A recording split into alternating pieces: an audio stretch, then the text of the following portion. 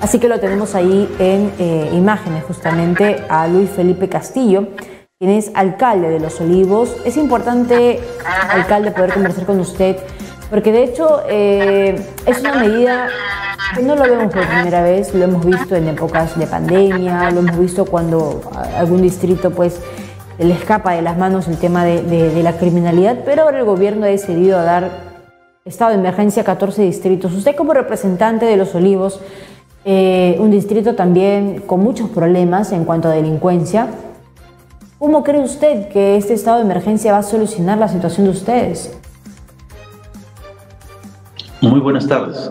En primer lugar, saludar al estado de emergencia, algo que nosotros lo solicitamos hace más de un año atrás. Fuimos el alcalde solitario, por decir así, porque fue el único que pidió en su momento la declaratoria de emergencia en los distritos de Lima Norte. Además, presentamos un proyecto al Congreso de la República en ese sentido, porque sentíamos que esto se venía a venir. Y han esperado que pase una serie de hechos tristes y lamentables en contra del ciudadano de a pie, y es ahora que se ha tomado la medida como corresponde, en una zona mucho más amplia, en un área de mayor extensión, y no como la vez pasada en dos distritos puntuales que en vez de favorecer perjudicó, porque se dio el efecto globo, y especialmente en mi distrito, porque nuestro distrito, el 70% de sus límites es con San Martín de Porres.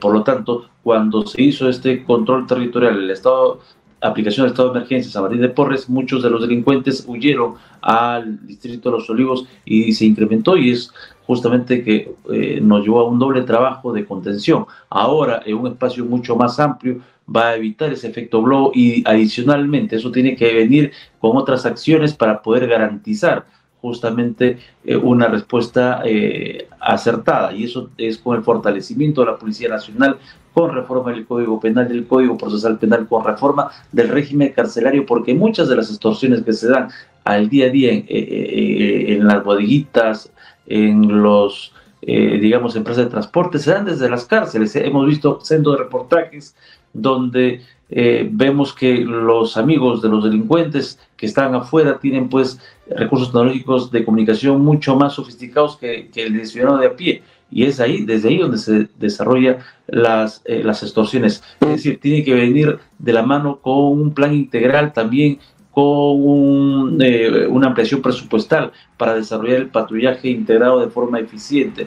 Es decir, un plan bien estructurado, bien planificado, con inteligencia previa para poder reconocer las zonas más calientes de Lima Norte en cuanto a criminalidad, y poder hacer ahí el control territorial con la policía, y también con la contención, con el apoyo de las Fuerzas Armadas en estos puntos álgidos que ya están identificados. En Los Olivos tenemos 4 zonas clarísimas, que es Cerro Pacífico Chavarría, que es Confraternidad, Chillón y Santa Rosa Amauta. Ahí es donde necesitamos justamente la presencia de policías y de la contención de las Fuerzas Armadas para poder justamente generar un poquito de esperanza, de paz y tranquilidad para el ciudadano de Los Olivos y de Lima Norte. Ahora, alcalde, claro, usted ha graficado justamente esas acciones que se debería implementar en los distritos que han entrado, valga la redundancia, en estado de emergencia. Pero ya hay un plan de esto. Ya hay una coordinación con el ministro del Interior, tal vez, se han reunido, hay una fecha donde se van a reunir para planificar todo esto. ¿Qué es lo que va a pasar en los próximos días, alcalde, al menos en su distrito? Bueno, ya hemos visto algunas medidas, el decreto supremo donde se dan los lineamientos de la aplicación y del alcance del estado de emergencia, por ejemplo, y lo que yo plantea, sin toque de queda, que era importante para evitar afectar a los negocios, al comercio formal, que a veces el confinamiento lo afecta mucho, y que lo afectó bastante la pandemia. Es más, nos hemos puesto también en contacto preliminar ya con el coronel Gamarra, digamos, el coronel Mercado de la DIPOL Norte 1, para poder justamente articular esfuerzos tanto con la policía, con el gobierno local y también con las Fuerzas Armadas. Es importante trabajar articuladamente y poder aprovechar estos 2 meses como una oportunidad de poder recuperar espacios públicos tomados por la delincuencia en favor de la familia, en favor de la paz y tranquilidad de los ciudadanos. Yo siempre he dicho, tenemos que poner una nueva receta, no la receta antigua, tradicional, que la policía lo puede todo. Tenemos que hacer participar a todos, a las Fuerzas Armadas, a la sociedad civil organizada, a los gobiernos locales. Por ejemplo, es importante mencionar que nosotros hemos adquirido ahora 30 camionetas justamente considero que son las mejores para seguridad ciudadana y sobre todo al mejor precio, no solamente de Lima Norte, sino de todo el país, y eso habla también de una eficiencia en cuanto al gasto público. Hemos adquirido vía convenio con la Municipalidad de Lima 50 motos para poder incrementar el patrullaje integrado. Eso son la parte operativa que lo ponemos a disposición del estado de emergencia de la policía para poder justamente articular la mayor cantidad de esfuerzos en favor justamente de buscar la seguridad de los ciudadanos. Pero como repito, tiene que ir también aunado con reforma del régimen del Código Penal, del Código Procesal Penal. Hay una norma nuestra, un proyecto de ley nuestro que planteamos al Congreso de la República y que está justamente para pasar al Pleno para su debate y aprobación, que es la ley que tipifica el terrorismo urbano, que va a permitir justamente sancionar de forma severa a los delincuentes, a estas organizaciones criminales que se comportan como lo que son, organizaciones terroristas, porque están sembrando el terror, el caos en la población, en las grandes ciudades, para que reciban penas privativas de libertad no menor de 20 años. Y si hay un agravante, como lo que vemos hoy día a diario en cada zona, como la extorsión, como el secuestro, como el sicariato, pena privativas de libertad no menor de 30 años y si es un reincidente, la cadena perpetua. Necesitamos mano dura, una política frontal que le declare la guerra a la delincuencia y a la criminalidad organizada en nuestro país. Ahora, es importante también saber un poco acerca de la situación de ustedes, ¿no? Alcalde, ¿cómo se encuentra Los Olivos en estos momentos? Hablando de las extorsiones a estas pequeñas bodegas, ¿podría de repente darnos alguna pequeña estadística que se tiene? ¿Ustedes han podido conversar con algún comisario de la comisaría?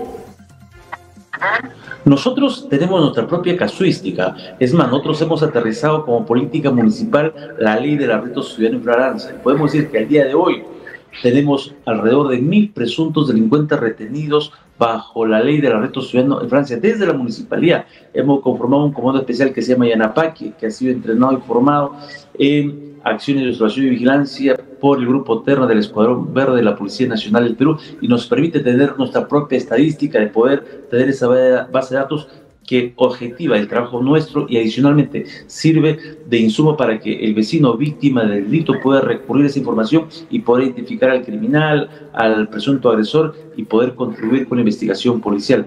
Esa base de datos nos dice que hasta el día de hoy, en el 2024, tenemos más o menos más de 34.000 incidencias delictivas reportadas por la municipalidad, 12 homicidios, 400 delitos por patrimonio, digamos, de patrimonio, hurtos, robos. Es decir, en Los Olivos estamos conteniendo la ola delincuencial, pero sí, los distritos aledaños y vecinos son los que sí están siendo mucho más golpeados con el tema del sicariato, con el tema de las extorsiones. En Los Olivos hay extorsión, por supuesto, pero en menor medida que otros distritos.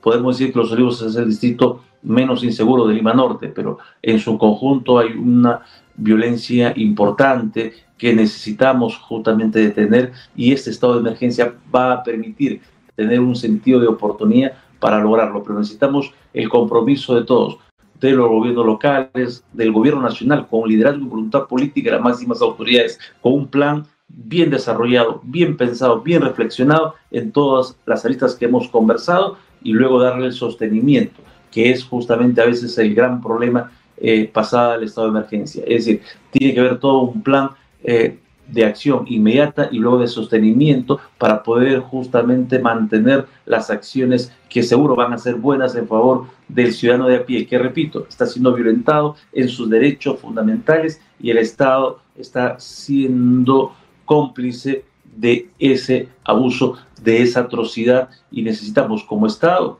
defender justamente a la persona humana y su dignidad, como lo establece el artículo 1 de la Constitución Política del Perú.